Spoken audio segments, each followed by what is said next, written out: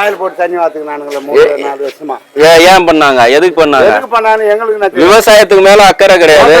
Plot போடணும். விவசாயத்துக்கு மேல அக்கறை நமக்கு இருக்குது அக்கறை.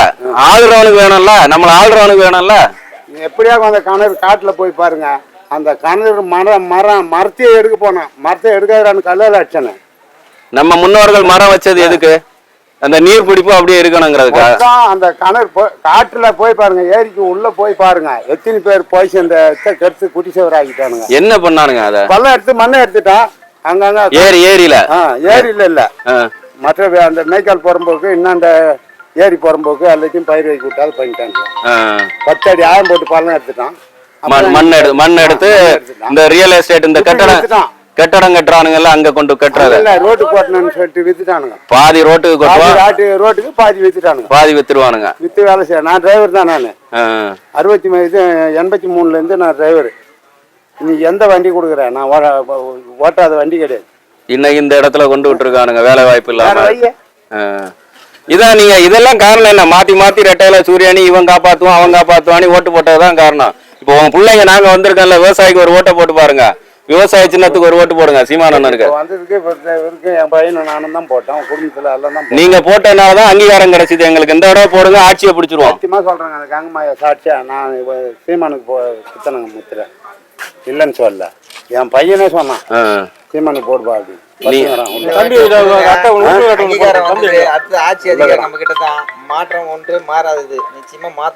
மாத்தி மாத்தி விடுங்க. அதுக்குதான் என்ன ஒண்ணு இதை பாருங்க, கைவெல்ல 3 ஏக்கர் பயிர் செய்யணுங்க. அப்படியே போயிட்டு இல்ல இப்படி வாங்க சார். இங்க போயிட்டு அது அண்ணன் கேட்டுங்க சார். உள்ள போங்க.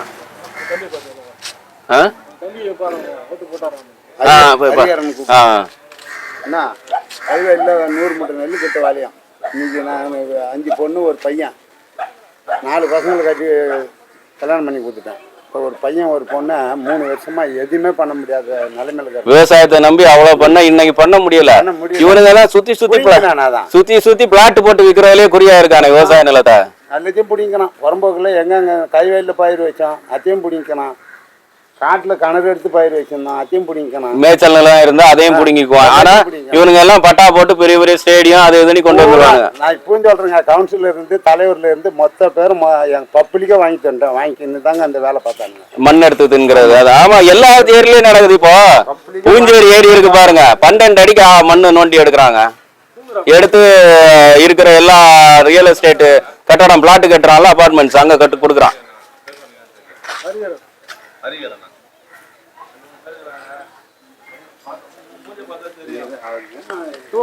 நம்பர் மட்டும் ஃபோன் போட சொல்லிட்டுனா எல்லாம் மாறும்.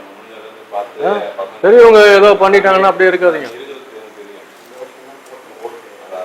நீங்க இப்போ ஓட்டு போட்டீங்கன்னு சொன்னதால தான் நாங்கள் உரிமையாக வந்து உங்களை எழுப்ப சொன்னது. இப்போ தொடர்ந்து இன்னும் உங்களை மாதிரி இளைஞர்கள்லாம் இறங்கி நீங்கள் ஒர்க் பண்ணால் மட்டும்தான் மாறும்.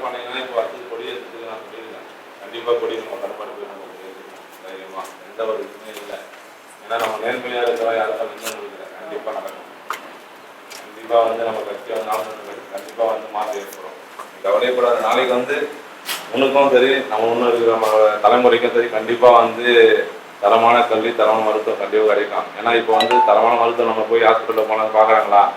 பூஞ்சேரி ஹாஸ்பிட்டலில் போனால் எங்கே பார்க்கலாம்? ஊசி இல்லை, மாத்திரை மட்டும்தான் இருக்குது, அனுப்பிச்சி விட்டுறான். இது மாதிரி இருக்கக்கூடாதுன்றதுக்காக தான் எல்லாமே மாறணும். அதேமாதிரி முக்கியமாக பார்த்தோன்னா ஒயின் ஷாப்பை மூடணும். அப்போ தான் வந்து நம்ம குடும்பத்துக்கு வந்து காசு கொடுக்குற மாதிரி கொடுக்குறாங்க. 1000 ரூபா கொடுத்துட்டு அப்படியே அந்த பக்கம் வாங்கிடுறாங்க. என்ன காரணம்னா இப்போ இருக்கிற 2 ஆட்சியுமே பார்த்தோன்னா ஏடிஎம்கேலையும் சாராய ஃபேக்ட்ரி இருக்குது, அவங்க டிஎம்கே கிட்டையும் சாராய தொழிற்சாலை வச்சிருக்கான். 2 பேருமே வந்து வச்சிருக்கும் போது மூட மாட்டான். ஏன்னா அவனுக்கு வர லாபம் அது தான் இருக்கு. அதனால கண்டிப்பாக வந்து நம்ம வந்து கண்டிப்பாக மாற்றுவோம். இவங்களை அண்ணன் இங்கேதான் தெரியும் இல்லையா? எந்த ஒரு இதுவாக இருந்தாலும் குரூப்ல எனக்கு உங்களால முடிஞ்ச ஒரு 2 பேர் 3 பேர் நீங்க சேர்ந்து இறங்குங்க. ஒண்ணு ஏதோ நாங்க எல்லாம் இருக்கோம். சரிங்களா? நீங்க தனியா ஒரு ஆளா போய் ஓட்டு போறோம். 10 பேர் சேர்ந்து நிறைய வித்தியாசம். நீங்க வந்து ஒரு 10 பேர் வந்தானே இது பண்ணு. நான் வந்து குரூப் தனியா உனக்கு தொகுதி அனுப்பிச்சு விட்டுறேன். நீங்க அதை படிச்சீங்கன்னா டெய்லியும் போற செய்தி எல்லாமே ஒன்று படிச்சு நம்பர் வேணா தரேன். இன்னும் நம்பர் சொல்ல மிஸ்கால் பண்ணி நான் சேவ் பண்ணி வச்சுக்கிறேன். அஜித் நம்பர் என்கிட்ட இருக்குது. இப்போ அஜித் கூட எனக்கு ஃபோன் பண்ணாங்க வந்து இந்த பை நம்பர். ஒரு கையொப்பம் போட்டு இந்த மனு உங்க கையால மடிச்சு இந்த பெட்டிக்குள்ள போடுங்க. இது அண்ணன் பார்வை வரைக்கும் போகும். அது மேல வச்சு போடுங்க கையை. இங்க போடுங்க.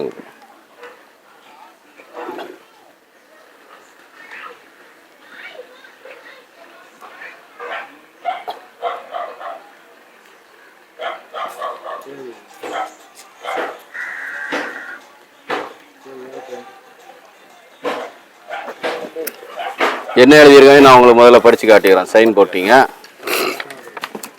என்ன இது பாருங்க, அந்த கோரிக்கை தான் நான் அனுப்புனர் சி செல்லமுத்து, கங்கையம்மன் கோயில் தெரு, கடம்பாடி, திருக்கழுகுன்றம் வட்டம், பெறுநர் நாம் தமிழர் கட்சி, திருப்பூர் சட்டமன்ற தொகுதி. நான் ஒரு விவசாயி, 25 ஆண்டுகளாக விவசாயம் செய்து வந்தேன். இன்று விவசாயத்தை விட்டுவிட்டு கூலி வேலைக்கு செல்கிறேன்.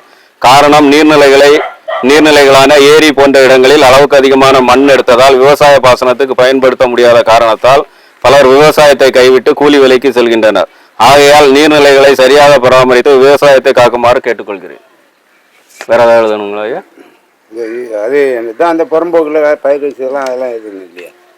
விவசாயம்னா நம்ம பட்டாவை பற்றி தான் நீ இருக்கா. கைவேலி தர்சன நிலம்.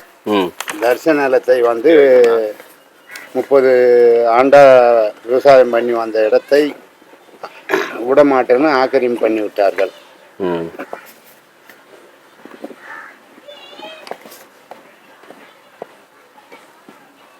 தரிசு நிலத்தை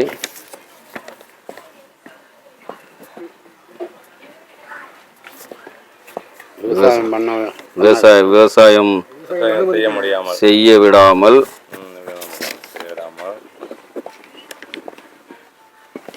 தடுத்து விட்டார்கள். அதனால் நாங்கள் இப்போ ரொம்ப கஷ்டப்பட்டு கொண்டு இருக்கின்றோம். தடுத்து விட்டார்கள்.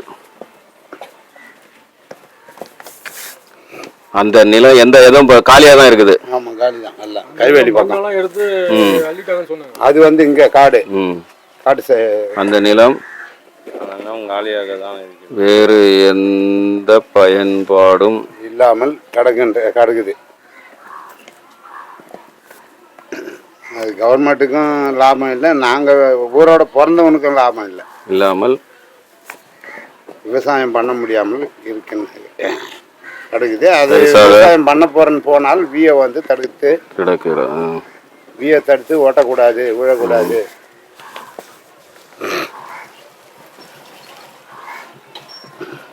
ஓட்டக்கூடாது, விழக்கூடாது, பயிர் செய்யக்கூடாதுன்னு தடுத்து விட்டார்கள். விடாமல்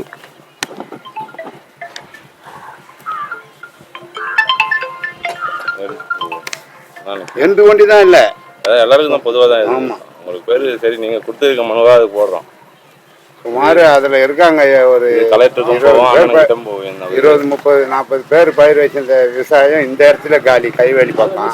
40 பேர் விவசாயம் பண்ணிருக்காங்க. அது கிராம தடுத்து அதையும் போட்டு மெயின்டைன் பண்ணிடலாம்.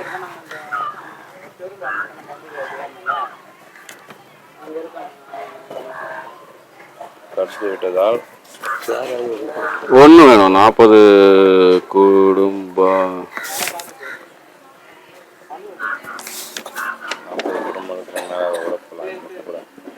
எங்களுக்கு அது வரணும் விட்டா கூட நாங்கள் இன்னும் போகிற காலத்துக்கும் பயிர் வச்சு விவசாயம் பண்ணிட்டு அது காலத்தை தள்ளிட்டு போவோம். அதையே விட மாட்டேன்னு மெயினாக எதனா ஒரு இப்போ அங்கே போய் எதனா விவசாயம் பண்ண கிட்ட போனோன்னா உடனே வியை வந்து தடுத்துடுறேன்.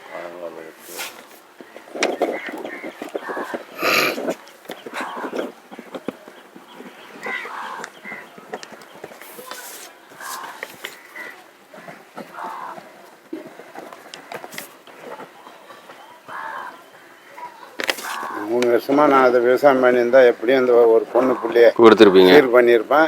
இந்த வீடு கட்டிக்கிற வீட்டையும் சீர் பண்ணிட்டு இருப்பேன். இப்போ அதனால 3 லட்சம் ரூபாய் போய் லோனு பட்டா வச்சு லோன் வாங்கினான். வாங்கி இப்போ அந்த சில்லறை வேலையெல்லாம் பார்க்குறோம். நாளைக்கு கட்ட முடியாமல் போச்சுன்னா கூட அதை லாக் பண்ணிட்டு போகிறதுக்கு ரூல்ஸ் இருக்குது. ஆமாம், அந்த அளவுக்கு இப்போ நாங்கள் அவசரப்பட்டு சாகிறோம்.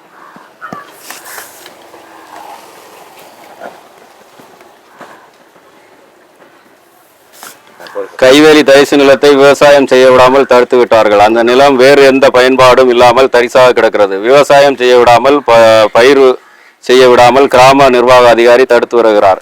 40 குடும்பங்கள் இதை நம்பி இருந்தோம். எங்கள் வாழ்வாதாரத்தை இழந்து நிற்கிறோம். மீண்டும் எங்களை அந்த நிலத்தில் பயிர் செய்ய அனுமதிக்குமாறு கேட்டுக்கொள்கிறோம். நாங்க இதை கலெக்டர் வரைக்கும் மூவ் பண்றோம். சும்மா வெறுமனே உங்களுக்கு போட்டேண்ணே. இது இந்த பக்கமும் இருக்குதுல்ல, அது ஒரு சொன்னீங்க எல்லாம் அந்த கைவேல் நிலத்துக்கு அதுக்கு இங்கேயா? ஆமா போடுங்க.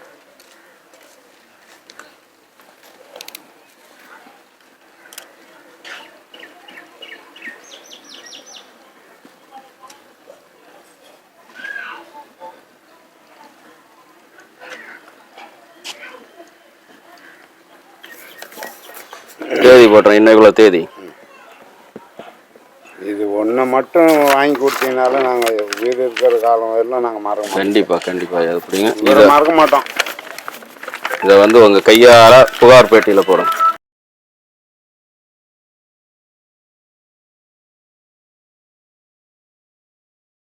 ரெண்டு குடும்பம் நிலத்தால பாதிப்பட்ட 2 குடும்பம் வந்தீங்கன்னா நாங்க கண்டிப்பா 100 பேர் நம்மளை தாண்டி அரசாங்கம் கிடையாது. நம்ம தான் அமைக்கிறது தான் அரசாங்கம். நமக்கு இல்லாத வேற யாருக்கு இருக்குது?